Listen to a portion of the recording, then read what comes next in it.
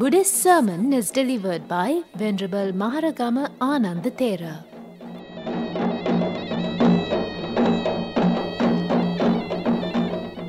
Namo tassa bhagavato arahato samma sambuddhassa panchime bhikkave nivarana andhakarana achakkukarana ajñānakarana paññā nirodhiya vighāta pakkhiya anibbāna samvattanikāti. Dear Dhamma friends, from this Dhamma sermon, I would like to share with you some important Dhamma facts preached by the Buddha. We find them in the Nivarana Sutta of the Samyutta Nikaya.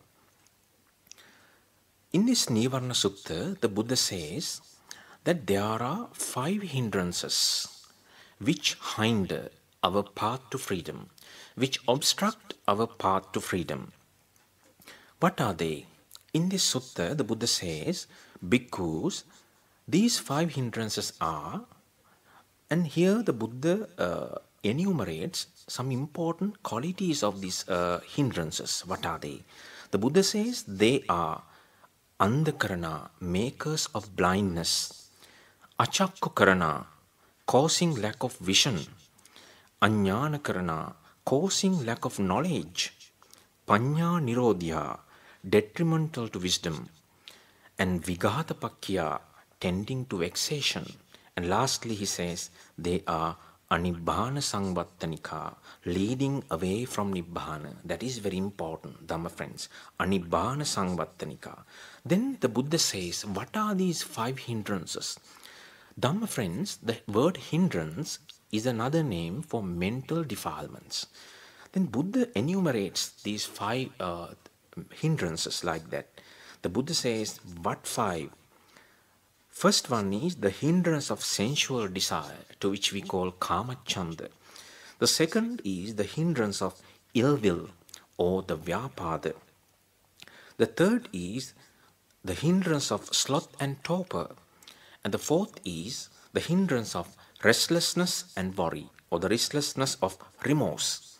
And last one, the 5th one is the hindrance of doubt, the skeptical doubt. So these are the 5 hindrances, Dhamma friends. So one might ask, what is the use of, what is the benefit of examining, what is the benefit of understanding these 5 hindrances? Dear devotees, remember, if there are any obstructions, if there are any obstacles in a path, on your path to somewhere, if there are some obstacles on the path, what do you think, Dhamma friends? If you have a good knowledge of these obstacles, will you find it easy to go? Yes, if you have a good knowledge of all the enemies and all the obstacles on your path to home or on your path to somewhere, then you can handle them carefully. You can get rid of them skillfully. Likewise, the Buddha says one should have a proper understanding about these hindrances, all these mental defilements on your path to freedom. Therefore, Dhamma friends, let us examine these 5 hindrances, which is mentioned in the Nivarana Sutta of Samyutta Nikaya, very briefly though, within this limited duration of time. The first hindrance, or the Nivarana, the Buddha taught was the sensual desire. What is sensual desire? This Pali word for sensual desire is kamacchanda. What do you mean by the word kama? Kama means the sense objects that we receive through all the 5 sense doors. And chanda means a delight. That means if you are delighting in the 5 sensual objects that you receive through 5 sense doors, there you develop the sensual desire. Then Buddha again explains what is the reason for this sensual desire. Here the Buddha says it is the unwise attention. The ayoniso manasikara is the key for developing sensual desire within you. Ayoniso manasikara is unwise attention. That means you are not paying the attention the correct way. Then one might ask, Dhamma friend, what is the unwise attention? The unwise attention it is caused by four kinds of perverted thinking. What are these four kinds of perverted thinking, Dhamma friends? The Buddha says there are people who take what is impermanent as permanent. That is the first thing. And there are people who take the painful things as pleasurable. They take the dukkha as sukha. And there are people who take the soulless things as soul. That means they take what anatta as atta. There are things which is soulless, but they think that there's a soul, the permanent soul. And lastly, the last perverted thinking is people take what is repulsive as pleasurable. What is what is asubha as subha. So through these fourfold perverted thinking, they gets into the unwise attention, ayoniso manasikara. Therefore, Dhamma friends, this sensual desire is a hindrance. If you develop this sensual desire, what you experience through your five sense doors, thinking that they are pleasurable things, then you develop the sensual desire. Then how should we get rid of this sensual desire?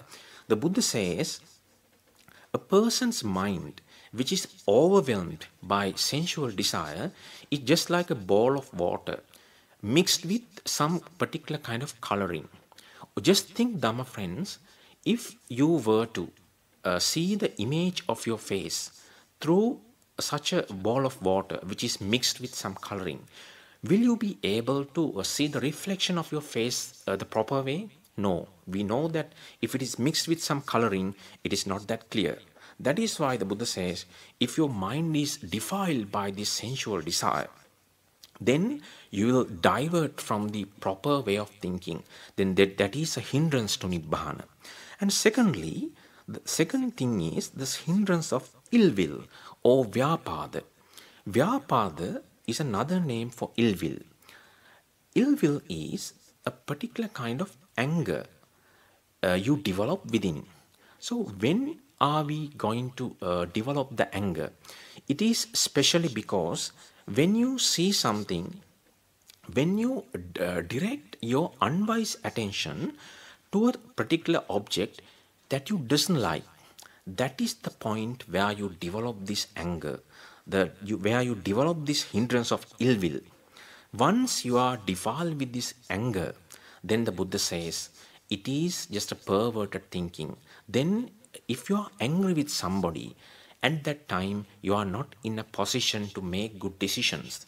Then you are thinking some abnormal thoughts. So in that way, the Buddha compares a man whose mind is defiled by this anger or the ill will or the kama vyapada. It is like a bowl of water. It is like a bubbling and boiling bowl of water. This bowl of water is kept on a fire.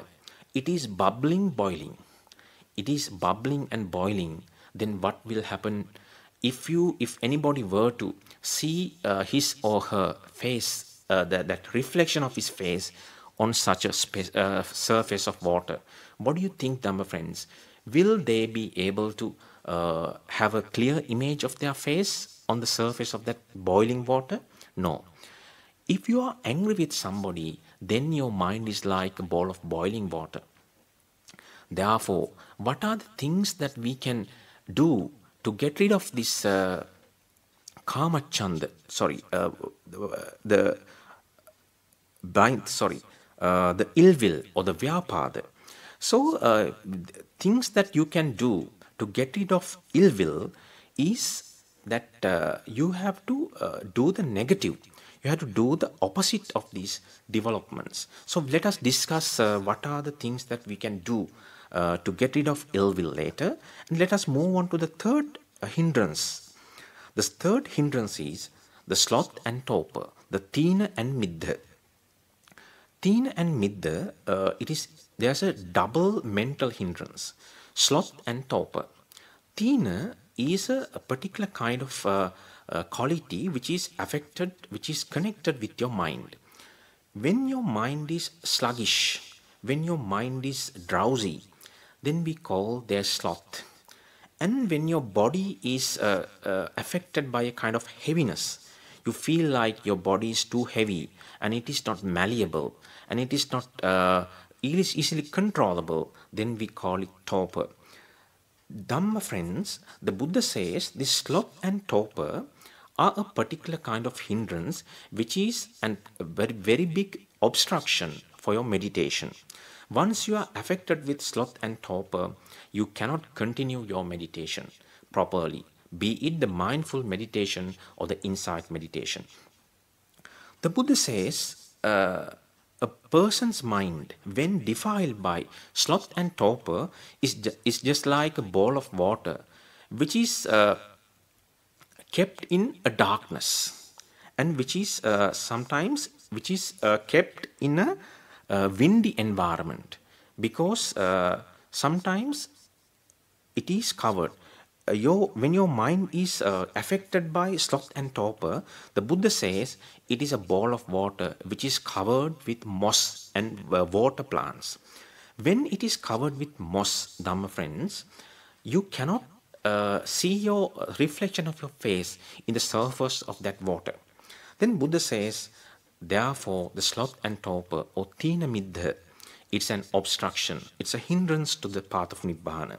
The fourth hindrance is the restlessness and worry. The restlessness and worry, or the restlessness and remorse, is another double mental hindrance which would tend to arise together. What is restlessness, Dhamma friends? The Buddha says, when you are putting too much energy through your mind without a proper concentration, there arises the restlessness.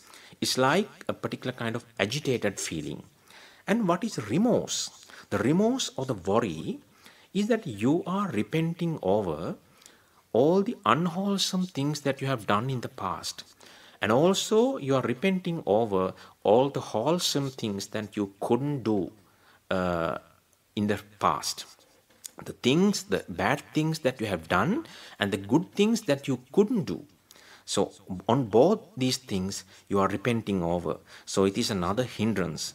Therefore, Dhamma friends, the restlessness and worry, or the uddacha kukkucha, is the very big obstruction to your path to Nibbana.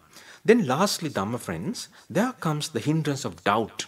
We call them skeptical doubt or the vicikiccha. This doubt is twofold, because there is a doubt which is positive, because sometimes when you are learning something, you get certain kind of doubts. Out of this certain kind of a doubtful feeling, you inquire more. You question your teachers. That is called the inquiring doubt. That is a good thing. But here we are talking about the negative feeling of doubt. You are becoming doubtful about the Buddha. You are becoming doubtful about the Dhamma and Sangha. You become doubtful about the Dhamma, the preaching of the Buddha, and you become doubtful about Noble Eightfold Path. You are becoming doubtful about the conditioned genesis, and all these things are negative things. You are becoming doubtful because you don't have a proper knowledge of them. That is the only reason.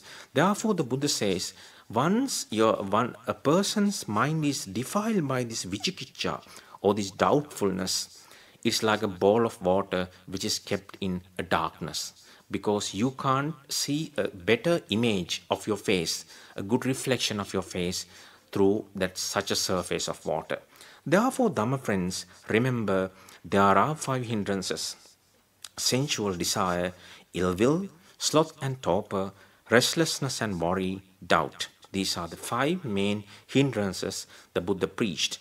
Then one might wonder how to get rid of this sensual desire. Let us briefly examine how. The Buddha says if you want to eradicate sensual desire, you have to start meditating on Asubha. Start meditating on Asubha, putting your wise attention to that. And if you want to get rid of ill will or the vyapada, you have to start meditating on the metta bhavana, the loving kindness meditation. Therefore, and also, if you want to get rid of sloth and torpor or tina midda, there are certain kind of things that you can do. You can change your meditating posture, or you can change the subject that you are doing. Then also you can go to the Buddhist scriptures and listen to them, and you can take some advice from your meditation teachers. And when you are affected with restlessness and worry, you can associate the people who are calmed down, who are restrained in mind, who are restrained in body. Then again, if you are doubtful, if you are affected with vichikicha, then you can go to the Buddhist scriptures again. You can ask questions purely to clarify your doubts, purely to get rid of your doubts without having conceit developed within. Then this way, Dhamma friends, we can get rid of these five hindrances, to which we call pancha nivarana. Therefore, having developed of these things, it will not become the makers of blindness. They are not causing lack of vision. They are not causing lack of knowledge, and they are not detrimental to wisdom, and they will not tend to vexation, and they will not leading away from the Nibbana. Then we were talking about the obstructions to Nibbana, Dhamma friends. Then let us focus our attention very briefly. What is the nature of Nibbana? Actually, we cannot explain the Nibbana using these words. The Buddha says it is something that you have to experience. Unless you have experienced the Nibbana, you are not of the complete knowledge of the Nibbana. But in our level best, let us describe the Nibbana through this Buddha's verse, Dhamma friends. The Buddha says in one discourse, Etang santang etang panitang yadidang sabba sankara samato sabbhopadi patinissaggo tanhakkayo virago nirodo nibbana. The meaning is, this is peaceful, this is excellent, namely, the stilling of all preparations, the relinquishment of all the assets, the destruction of craving, detachment, cessation, extinction. So this is the nature of the Nibbana. But if somebody were to ask you, what is the Nibbana? Is it a place to go? Is it a thing to touch? Is it something you can buy? Is it something somebody would give you? Is it something that you can turn upside down, or you can touch and see what is the nature of that? No. The Buddha says it is not conditioned by anything. Therefore, it is neither a place, nor a thing, nor a person, nor anything tangible. But there is Nibbana. You cannot say that there is no Nibbana. But Nibbana is the destruction of all the suffering. That is Nibbana. I will repeat what I said before. Nibbana is Buddhism, and Buddhism is Nibbana. If somebody were to ask from you, what is Nibbana? You have to say, Nibbana is Buddhism. Because in Buddhism, what Buddha said, what Buddha taught was the nature of the suffering and how to get rid of this nature of the suffering for the good. And keeping these things in your mind, Dhamma friends, let us make a strong determination. From this way onwards, I will try my best to get rid of this five nivaranas, the five mental hindrances at our level best.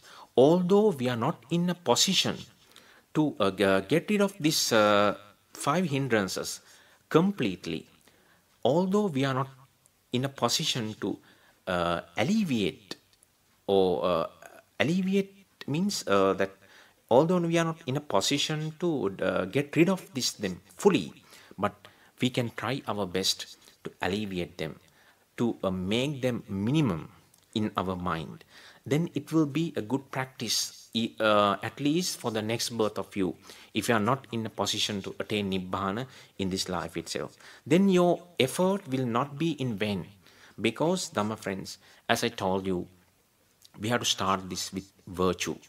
Sila, Samadhi and Panya is a path to liberation. Therefore, the Buddha wanted us to start with Sila.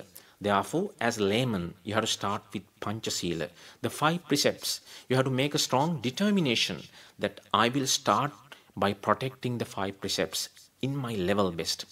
After you are being virtuous, you are becoming virtuous, then you have to go to the samadhi, the concentration.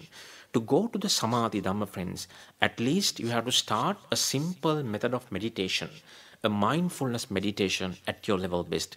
At least spend about 15 to 30 minutes in your daily routine. You have to dedicate that time to the meditation.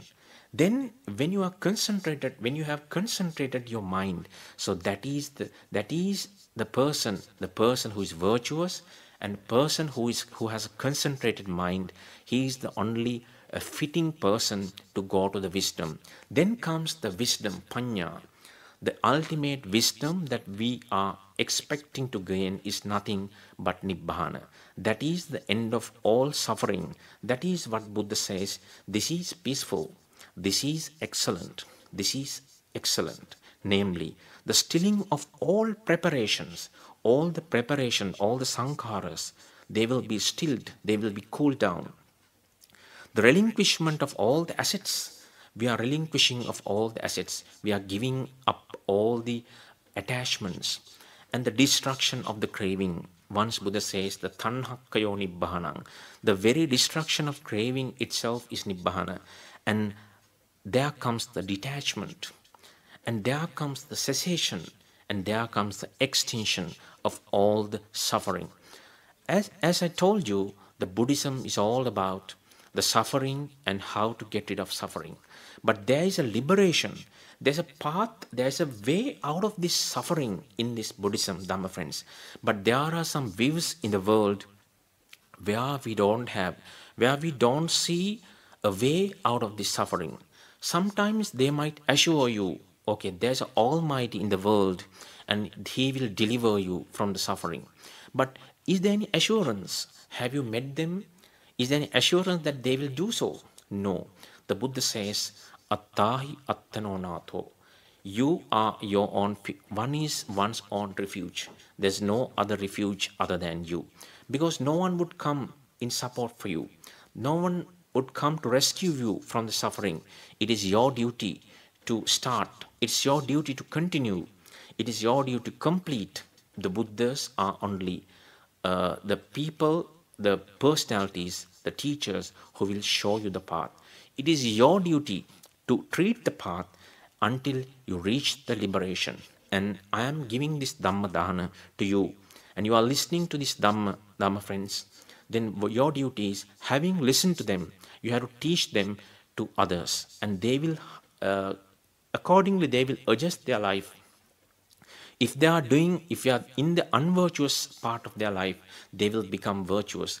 If they are already virtuous people, they will develop their virtue further and become more and more virtuous people.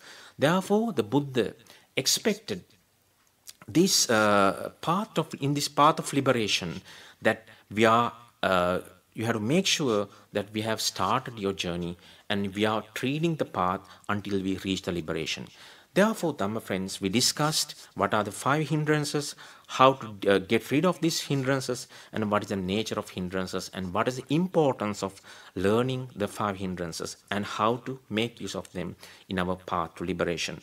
Therefore, having listened to the Nivarana Sutta of Samyutta Nikaya, I invite you all to keep all these good things in your mind and at least practice them in your level best. Therefore, Dhamma friends, at this moment, think that all the merits that we have acquired through listening to this Dhamma, and all the merits that I have acquired through preaching to Dhamma, let's put them together and transfer all these merits to all the deities, to all the celestial beings, all the divinity of this world system, and may they rejoice in this merit, and may they attain the supreme supreme bliss of Nibbana by protecting this Dhamma, and protecting this country and protecting this Buddha Sasana.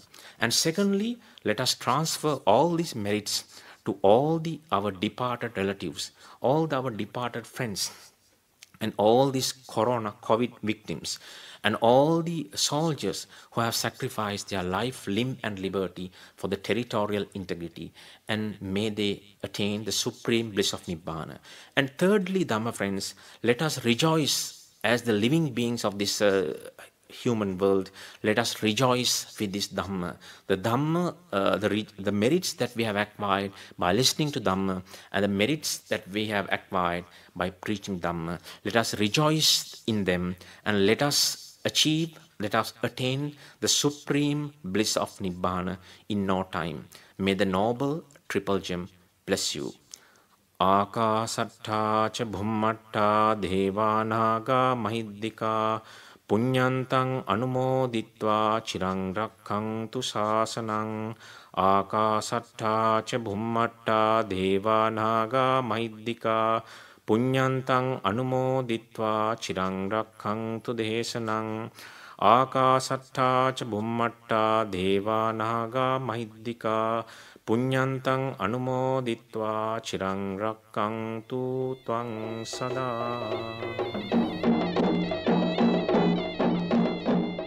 The Buddhist sermon was delivered by Venerable Maharagama Ananda Thera.